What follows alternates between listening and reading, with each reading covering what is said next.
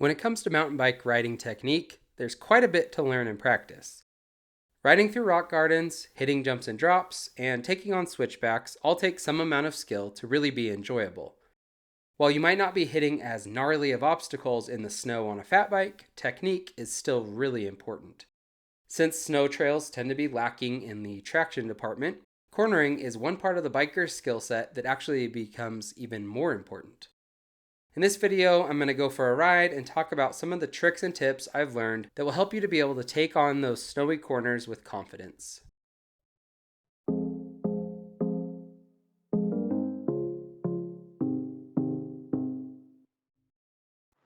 So I was trying to think of, my general tips for turning in the snow. And I think the first one is pretty obvious, it makes a lot of sense, is don't make sudden turns. In the snow, slow and steady is kind of your friend. As soon as you make super abrupt turns, most of the time, you're gonna run into a lot of trouble. You're gonna lose traction, the front tire is gonna slide out on you, and you're gonna go over the bars, you're gonna just stop, essentially. On this type of trail right here, where it's packed, and this is basically the perfect conditions right now. We've had a freeze-thaw cycle. It's super frozen right now. It's below freezing outside. This has loads of traction. I can, do that pretty easily. If I go over in the unpacked stuff though, it's gonna be a different story. Right here, I'm gonna go straight and try to make a turn, a sharp turn in this deeper snow. See, that's kind of what ends up happening. You just pretty much, the tire washes out. It loses all traction because all of a sudden the momentum is going that way. The tire can't grip. It's just gonna wash out. It's pushing like that. So it just slides out.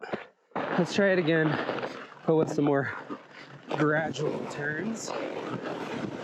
See, just slow and steady. Don't abruptly move the handlebars, and you can make it through. That's a little too deep right there. So you make a more gradual, slow turn, and you'll be fine. The next tip is about tire pressure. I can't stress enough that with fat bikes, tire pressure is critical, and it's extremely sensitive. Even half a pound of pressure in there can make a world of difference. Most of the time when we're thinking about tire pressure, we're thinking, okay, is it giving me enough flotation? But on the other side of that, it's actually about traction. So if you are leaving ruts in the trail, especially if it's a groomed trail, your pressure's too high. That's a problem.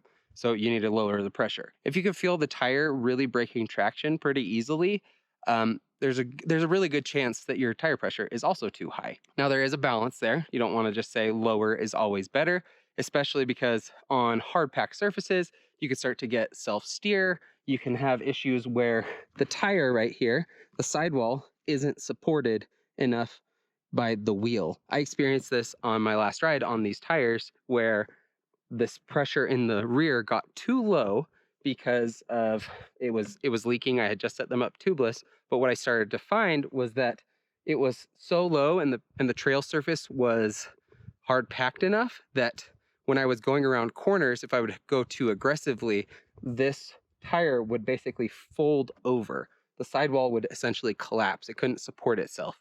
So you have to be careful there. Make sure you find that balance there. But tire pressure is critical for float, but it's also very important with traction. So it's really going to play an important role when it comes to being able to corner well. Another thing I just thought of as I hop back on my bike in regards to traction is learning your tires, what their capabilities are, what their limits are. And snow's pretty unpredictable, so it's going to change. You could ride the same trail 5 times and it could be different every time, depending on the temperatures, when it was groomed, all of that. But if you learn, how far over can you really lean your tire before it starts to break traction? How well do those side knobs really grip? How much do you need to really weight the back when you're going up something steep and you don't want to lose traction? Things like that. Learn those about your tires, and that will make a huge difference and you're riding. It's the same on dirt. So this tip is something that I took from Steve from Hardtail Party.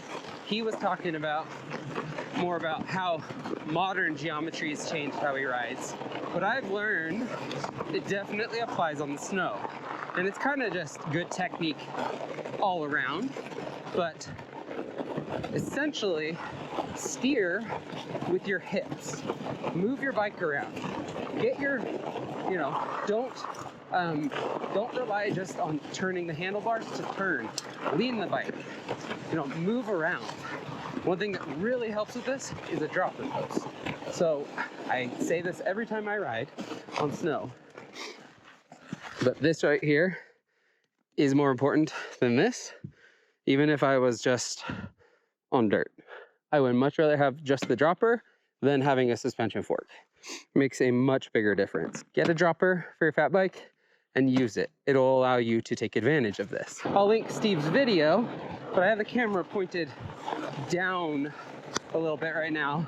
So hopefully you can see how much I move around, move my legs, bend them, trying to really lean into the turns, move the bike over. Don't just, this isn't what steers you. I mean, it helps.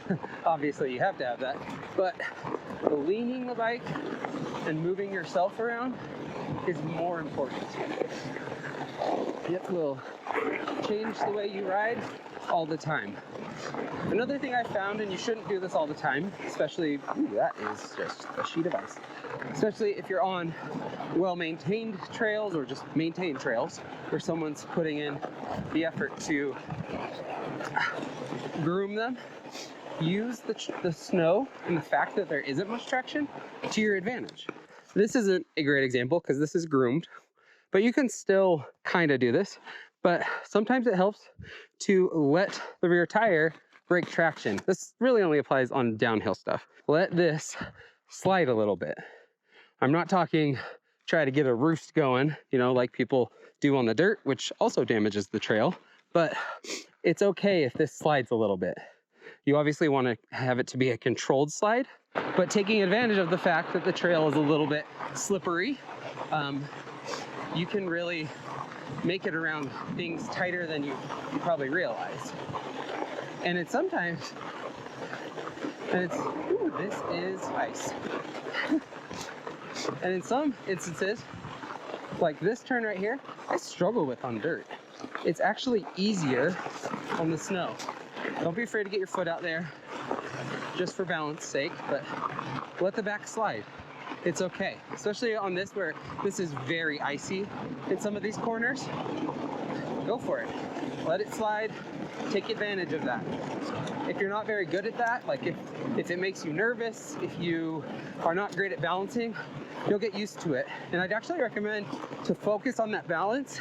Go ride in unpacked snow or snow that's pretty soft, and it'll really help your balance. You'll probably fall a few times. You won't be going super fast, but you'll get used to it, and eventually it'll start to feel more natural. It's a little skill you got to develop.